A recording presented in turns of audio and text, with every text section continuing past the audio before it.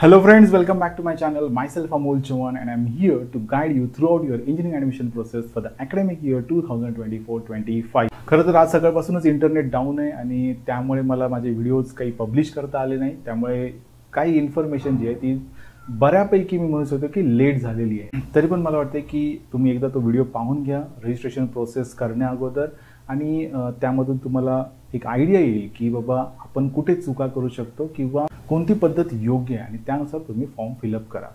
आता आजचा जो व्हिडिओ आहे जो मी आता बनवत आहे इथे तर त्यामागे उद्देश एकच आहे की मुलांना एक प्रॉपर गायडन्स मिळावा.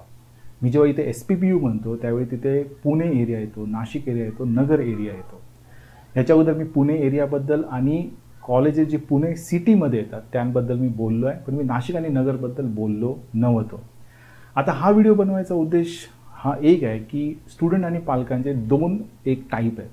ठीक आहे, एक पहिला टाईप असं आहे की ज्यांना मार्क्स कमी भेटले आहेत त्यामुळे पुण्यात येऊन Tier 2 किंवा Tier 3 कॉलेजेस किंवा त्याच्या खालची कॉलेजेस घेऊन खरंच फायदा आहे का या विचारात पडलेला एक स्टुडंट पालकांचा ग्रुप आहे. आणि दुसरा ग्रुप असा आहे की काही स्टुडंटना मार्क्स तर खूप चांगले आलेत पण त्यांना पुण्यात जायचं नाही. मग ते बरेच रिझन्स असू शकतात की त्यांना पुण्यामध्ये किंवा मुंबईमध्ये जायचं नाही. खरोखर म्हणजे त्यामागे रिझन पण बरेच आहेत. तुम्ही माझा व्हिडिओ पाहू शकता की बजेट ॲनालिसिसचा जो व्हिडिओ आहे तो तुम्ही पाहू शकता. त्यामध्ये खर्च हे खूप आहेत. ठीक आहे, म्हणजे भले तुम्हाला मार्क्स असतील पण तुमच्याकडे जर पैसे नसतील तर तुम्ही पुणे मुंबईत टिकाऊ धरू शकता. त्यामुळे काही पालक स्टुडंट्स हे मार्क्स चांगले असून पण घरच्या जवळ जे कॉलेज असेल ते सिलेक्ट करण्याचा प्रयत्न करतात. आता जर कोकण साईडचा विचार केला आपण तर तिथले पालक स्टुडंट जे आहेत त्यांना मार्क्स खरंच चांगले असतात. त्यांना मुंबईतली पण कॉलेजेस भेटू शकतात कारण होम युनिव्हर्सिटी त्यांची मुंबई आहे तर त्यांना मुंबईत भेटू शकतात. पण ते तसं नाही. कोकणातील स्टुडंट आणि जे पालक आहेत ते शक्यतो रत्नागिरीमध्ये किंवा रत्नागिरीच्या आजूबाजूला जी कॉलेजेस आहेत तिथे ॲडमिशन घ्यायचा प्रयत्न करतात आणि घरूनच बाबा इंजिनिअरिंग होऊन जाईल किंवा घरच्या जवळच्या कॉलेजमध्ये इंजिनिअरिंग होऊन जाईल याचा विचार करतात. ओके, तर तसंच आता मला हा एक जो ग्रुप आहे नाशिकचा, खरं तर जो स्टुडंट्स आणि पालकांचा ग्रुप आहे त्यांच्याबद्दलही हाच प्रॉब्लेम आहे की पुण्यात जाऊन पैसे खर्च करून Tier 2 आणि Tier 3 कॉलेजेसमध्ये ॲडमिशन घेऊन खरंच म्हणजे फायदा होणार आहे का? आपल्याला खरंच चांगले मार्क्स आहेत पण तरीही मी पुणे किंवा मुंबईत जाणं खरंच फायदा आहे कारण खर्च खूप आहे. तर या दोन्ही गोष्टी मी कन्सिडर करून हा व्हिडिओ बनवत आहे. चॅनलला जर तुम्ही नवीन असाल आणि सबस्क्राईब केलं नसेल तर प्लीज सबस्क्राईब माय चॅनल. आणि तुम्हाला या चॅनलवरती रोज नवीन नवीन अपडेट भेटतील ॲडमिशन रिलेटेड. तुमचे काहीही प्रॉब्लेम्स असतील, काहीही डिफिकल्टी असेल आणि काही कन्फ्युजन असेल तर तुम्ही मला कमेंट्समध्ये कमेंट टाका. मी डेफिनेटली त्याचा अभ्यास करून तुम्हाला रिप्लाय देईन. And before starting this session, I really want to thank each and everyone for watching my videos, sharing my videos and commenting on my videos. So thank you very much. तर आता वेळ फुकट न घालवता आपण directly आजच्या टॉपिकला हात घालू. आणि आजचा जो विषय आहे तो SPPU युनिव्हर्सिटी म्हणजे पुणे, नाशिक आणि नगर. ठीक आहे, त्यातही मी आजचा फक्त नाशिक एरिया कन्सिडर करतोय कारण इथे एक खूप मोठा क्राऊड आहे.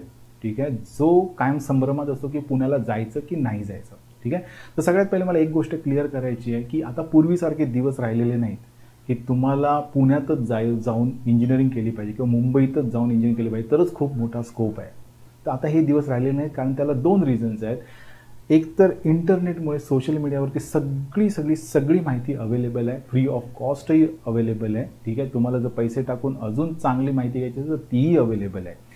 दुसरी गोष्ट अशी की ज्या मोठमोठ्या कंपन्याज आहेत किंवा सगळ्याच कंपन्या असं तुम्ही म्हणू शकता तर त्यांचे आता स्वतःचे प्लॅटफॉर्म आहेत जिथे तुम्ही स्वतः अप्लाय करून इंटर्नशिप किंवा जॉब मिळवू शकता. तर त्यासाठी खास पुण्यात जायची गरज नाही.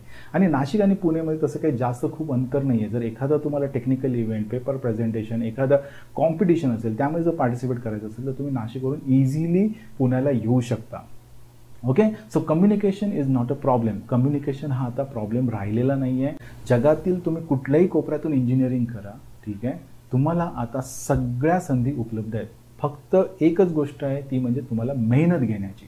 ओके, तर आता आज आपण जो फोकस करतो तो नाशिक एरियावरती. तर आता डिरेक्टली आपण नाशिकच्या ज्या कॉलेजची लिस्ट आहे त्याच्यावरती आपण जाऊया. नाशिकमधील मी बऱ्याचशा कॉलेजांना व्हिजिट केलं आहे. म्हणजे KK वाघ असेल, संदीप फाउंडेशन असेल, भुजबळ नॉलेज सिटी असेल, अशा बऱ्याच कॉलेजला मी स्वतः पर्सनली जाऊन आलेलो आहे आणि मला त्या कॉलेजबद्दल चांगल्यापैकी माहिती आहे. KK वाघचे तर प्रिन्सिपल नंदुरकर सर यांच्या अंडर मी माझं काम केलेलं आहे, प्रोजेक्टचं काम केलेलं आहे. तर त्यामुळे मला KK वाघबद्दल तर बऱ्यापैकी चांगली आयडिया आहे.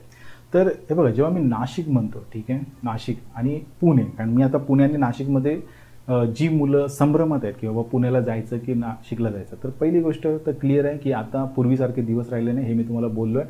तुम्ही जगाच्या कुठल्याही कोपऱ्यातून इंजिनिअरिंग करा, अभ्यास करा, तुम्हाला सगळ्या ऑपॉर्च्युनिटीज अवेलेबल आहेत.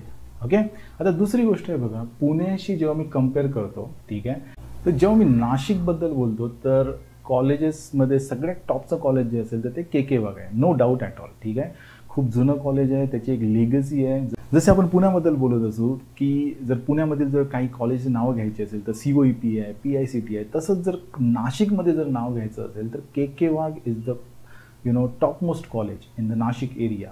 खूप जुनं कॉलेज आहे, त्याची स्वतःची लिगसी आहे. ठीक आहे, पण जेव्हा मी त्या कॉलेजेसला पुण्यातल्या कॉलेजेसशी कम्पेअर करतो, ठीक आहे, कम्पेअर करतो, त्यावेळी हे जे कॉलेज आहे K Wagh institute of engineering education and research Nashik, आणि दुसरं कॉलेज आहे की ठाकरे कॉलेज ऑफ इंजिनिअरिंग. ठीक आहे, तर ही दोन्ही कॉलेज जी आहेत, जर मी पुण्यातल्या कॉलेजसोबत कम्पेअर केलं तर ती ग्रुप 2च्या लेवलची कॉलेजेस आहेत. म्हणजे इथे जर तुम्हाला ॲडमिशन घ्यायचं असेल तर तुम्हाला नॉर्मली एक 90% वरती मार्क्स असणं गरजेचं आहे. ठीक आहे, when I consider this too, तर तुम्हाला एक 90% वरती मार्क्स असणं कंपल्सरी आहे. ठीक आहे, पण जेव्हा मी पुण्यासोबत कम्पेअर करतो त्यावेळी ही कॉलेजेस ग्रुप 2मध्ये येतील. जर पुण्यासोबत कम्पेअर केलं तर पुण्यात बघा, पहिले COEP, PICT ही म्हणजे अमेझिंग कॉलेज आहेत, प्रीमियर इन्स्टिट्यूट आहे, आणि त्यानंतर ग्रुप 1 स्टार्ट होतो, VIT वगैरे सर्व कॉलेजेस, PCCOE असेल, PCCOE असेल, कमिन्स असेल, ठीक आहे, अशी बरीचशी कॉलेजेस त्यामध्ये येऊन जातात. RSCOE तातवडे असेल त्यामध्ये, तर अशी कॉलेज ग्रुप 1मध्ये येतात. आणि त्यानंतर ग्रुप 2 स्टार्ट होतो, ती लिस्ट तुम्ही एकदा पाहून घ्या.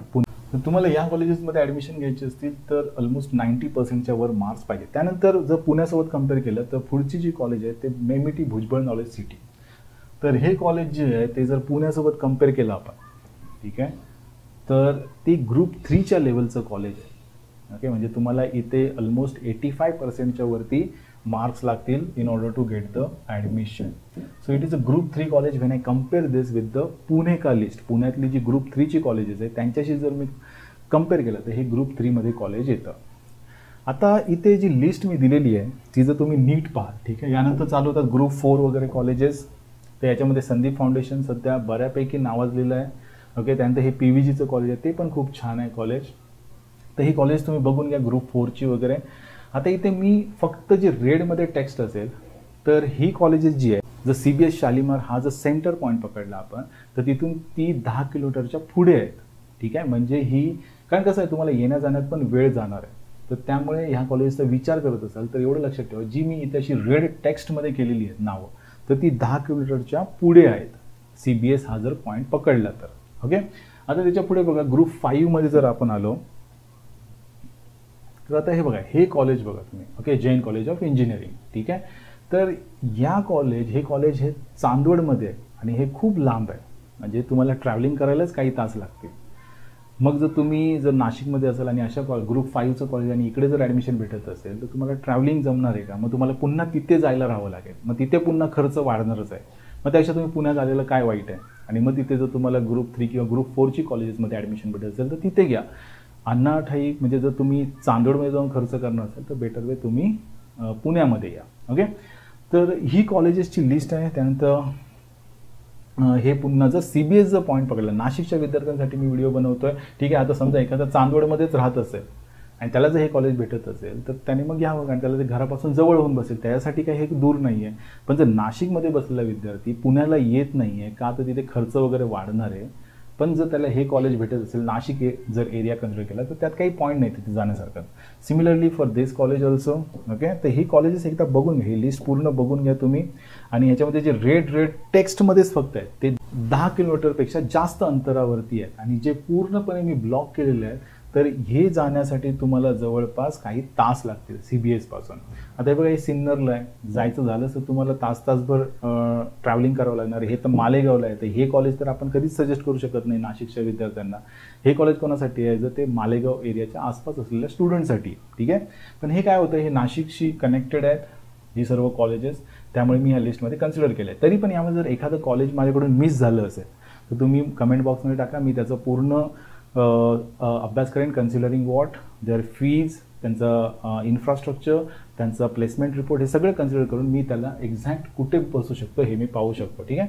पण आता इथे बघा, एक गोष्ट लक्षात ठेवा, के वाघ किंवा हे पहिली 2-3 कॉलेजेस आहेत. ठीक आहे. ही खूप चांगली कॉलेजेस आहेत.